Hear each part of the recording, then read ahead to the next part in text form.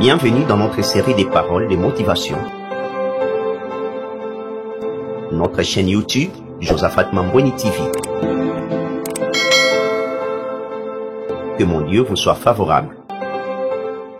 Shalom, shalom, bien-aimés dans le Seigneur, qu'on se retrouve encore dans cette série de paroles de motivation qui présente notre chaîne YouTube Josaphat Mambweni TV.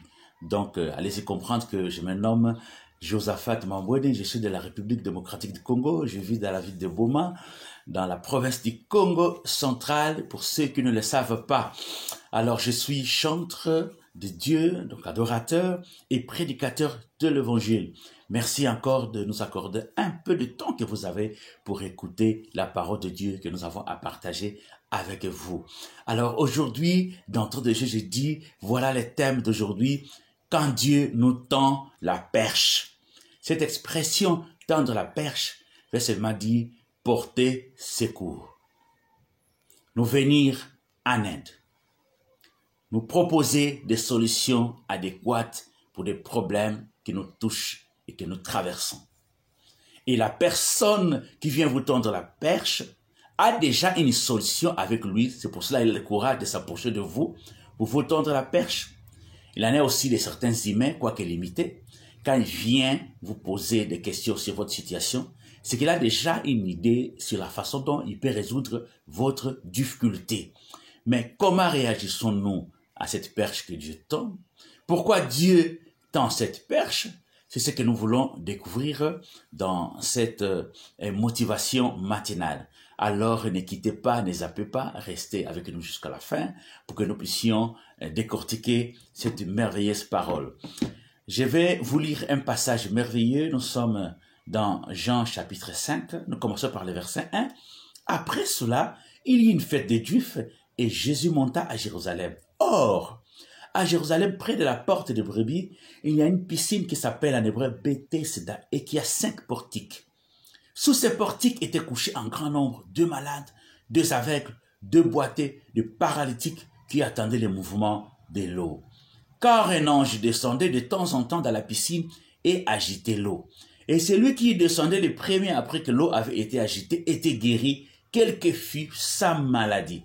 Là se trouvait un homme malade depuis 38 ans. Jésus l'ayant vu coucher et sachant qu'il était malade depuis longtemps lui dit « Veux-tu être guéri ?» Le malade lui répondit « Seigneur, je n'ai personne pour me jeter dans la piscine quand l'eau est agitée. Et pendant que j'y vais, un autre descend avant moi.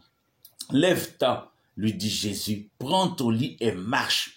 Aussitôt cet homme fut guéri, il prit son lit et marcha. Alléluia. Est-ce que tu peux acclamer la parole de Dieu là où tu es? Oh, j'aime la Bible, il y a de belles histoires, il y a de belles leçons, il y a des vérités que nous pouvons partager. Et n'oubliez pas, la Bible dit, vous connaîtrez la vérité et la vérité vous affranchira.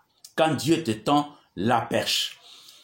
L'expression tendre la perche, vous pouvez aussi la comprendre quand quelqu'un se noie, tombe dans un fleuve, à la mer ou à l'océan, il se débat et la personne sent déjà que c'est perdu pour lui, c'est fini.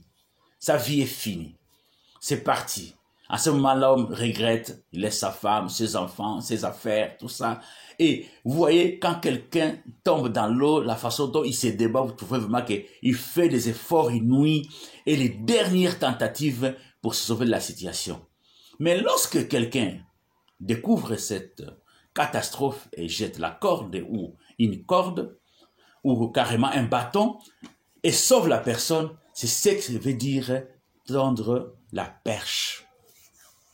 Alors, celui qui tend la perche, je parle précisément de Dieu parce que les hommes sont limités. Dieu, c'est un Dieu, comme le dit la parole de Dieu dans Exode 34, 6, c'est un Dieu miséricordieux, lent à la colère, compatissant, riche en bonté et riche en fidélité. Non, le Dieu là que je vous décris aujourd'hui, il est ça. C'est ça sa caractéristique. Ici, dans cette histoire, c'est Dieu, Jésus qui prend l'initiative. Il quitte de là où il était pour venir rencontrer les malades, les boiteux, les aveugles qui étaient remplis là à Bethesda. Je voudrais dire à une personne, Dieu est au courant de ta situation. Chaque fois que tu es dans une mauvaise passe, chaque fois que tu traverses des moments compliqués, chaque fois que tu te poses des questions sur ta vie, qu'est-ce que je fais dans cette vie? Pourquoi cette situation m'arrive? Pourquoi cette relation, ça ne marche pas? Dieu est au courant de faits et gestes que tu fais. Peut-être que tu as une question à me poser, mes frères. Tu dis bien, Dieu est au courant de tout ce qui nous touche, comme Dieu était au courant de la situation de ce papa de 38 ans. Tu te dis, mais pourquoi Dieu ne se mobilise pas pour m'accorder directement la solution? Il faut que je me batte à gauche et à droite. Non, moi aussi je te réponds. Tu ne sais pas ce que Dieu fait pour toi. Dieu fait beaucoup de choses. Les souffles de vie que tu as, c'est Jésus. La force que tu as, c'est Dieu. Que tu vives encore ce matin ou ce soir, tandis que beaucoup sont morts. Mais c'est Dieu. Beaucoup de choses que Dieu a accomplies pour nous. Et ces choses vont au-delà de ce que nous demandons, au-delà de ce que nous pensons. Mais il y a certaines autres de ces choses. Dieu aime l'engagement humain. Dieu aime engager une personne. Dieu aime que les hommes s'assument, que les hommes réagissent à la perche qui leur tend. C'est de cela qu'il s'agit aujourd'hui. Dieu te tend la perche, il attend que tu la saisisses. C'est cela. Dieu quitte. Je parle de Jésus qui est Dieu. Il quitte de là où il était, il vient à Jérusalem, à Bethesda. Là, il rencontre 2 malades, tout ça. Il y avait une situation qui s'est passée là-bas. Il y avait une visitation d'un ange qui venait de temps en temps agiter l'eau de la piscine. Tout ce qui tombait là-dedans était guéri. Mais je voudrais dire à une personne ici, les secours des hommes, comme celui des anges, restent limités. Un homme puissant puisse-t-il être, quelle que soit la position sociale qu'il peut occuper, peut réellement te secourir, mais reste limité. Un ange limité, il s'est contenté d'agiter. Et pourtant, il y avait plusieurs malades là-bas, les paralytiques, il y avait des lépreux. Il pouvait aussi, en tant qu'ange, venir et imposer la main à tous les malades et leur octroyer la guérison. Mais pourquoi ne le faisait-il pas? Un ange est limité. Il s'est contenté de bouger l'eau et de partir. Et c'était le sauve-occupé. Celui qui était le plus fort, le courageux, devait tomber dans la piscine et avoir sa guérison. C'est comme ça que ces papas de 38 ans, des maladies, ne pouvaient pas avoir la guérison parce qu'ils n'avaient pas les moyens, n'avaient pas le courage, n'avaient pas les secours du tout pour aller dans la piscine pour avoir sa guérison. C'est là aussi que je dis à une personne, écoutez, si tout le monde t'abandonne, si tout le monde te délaisse, je connais une personne, Jésus, lui ne t'abandonnera pas, lui ne peut pas te laisser. Il dit dans le livre d'Hébreux, je ne t'abandonnerai pas, je ne te délaisserai point. Alléluia. Quand quelqu'un vous propose une perche ou vous tend une perche, il a une solution avec lui. Bien-aimés dans le Seigneur, pourquoi Dieu nous tend une perche? Parce qu'il est le seul à nous donner tout ce qui peut satisfaire notre âme. Dans Matthieu 11, 29, on dit, venez à moi, vous tous qui êtes fatigués, je vous donnerai du repos. Dieu a la solution à ton problème. Dieu a la solution aux problèmes que les hommes ne savent résoudre, que les anges ne peuvent résoudre. Dans Jean 4, 6, lui-même Jésus dit, je suis le chemin, la vérité, la vie. Nul ne peut aller au Père que par moi. Donc pour aller au ciel, vous avez besoin de Jésus. Vous avez besoin de Jésus. Nulle part, vous avez besoin de Jésus. Là, plus loin dans Jean, on dit encore que sans moi, vous ne pouvez rien faire. Vous avez besoin de Jésus pour sortir des liens familiaux. Vous avez besoin de Jésus pour mettre fin aux réclamations familiales. Vous avez besoin de Jésus pour vous sortir la tête de l'eau pour ne pas vous noyer. Jésus lui dit, l'avait couché, sachant qu'il était malade depuis longtemps, lui dit, veux-tu être guéri? Dieu lui tend la perche. Je dis à une personne, Dieu utilise tous les moyens qu'il faut pour te faire comprendre qu'il te tend la perche. Lorsqu'on prêche la parole de Dieu, à l'église, à la télévision, au téléphone, Dieu te tend la perche. Dieu parle tantôt d'une manière, tantôt d'une autre. À travers un rêve, un songe, Dieu te tend la perche. À travers les circonstances de la vie, Dieu te tend la perche.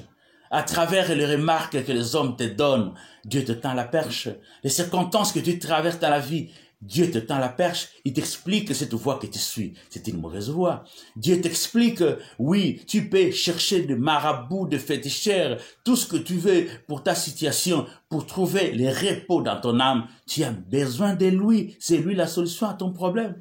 C'est la bénédiction de l'Éternel qui a enrichi et ne l'a fait suivre d'aucun chagrin, dit la parole de Dieu. Jésus lui dit, lève-toi, prends ton lit et marche. ce papa regarde Jésus, il dit, mais ce jeune homme, d'où vient-il? Je lui explique son problème, j'ai des personnes. Oh, toutefois, comme l'occasion se présente, c'est la seule opportunité que j'ai, je n'ai qu'à suivre tout ce qu'il me dit. C'est là où il y a la dimension de la foi. Sans la foi, il est impossible d'être agréable à Dieu. Il faut que celui qui s'approche de Dieu croie que Dieu existe, qu'il est le rémunérateur de ceux qui le cherchent. Dieu aime les gens, s'assume. Si tu as la foi, tu peux avoir la solution que Dieu te propose plutôt, bien aimé dans le Seigneur. Si tu ne crois pas au Seigneur, tu n'auras pas la solution. Il faut de la foi. Ce monsieur prend le courage. Un paralytique, il fait un mouvement, il marche. Son miracle était à sec.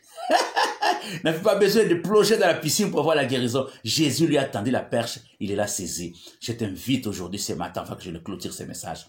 Tends la perche. Non, saisis la perche que Dieu te tend. Ne résiste pas.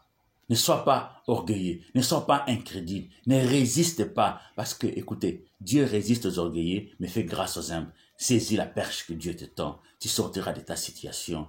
Tu vas être guéri. Tu vas être délivré. Tu vas avoir la paix dans ton cœur. Que mon Dieu vous bénisse. N'oubliez pas de vous abonner, comme de partager la nouvelle. Merci beaucoup.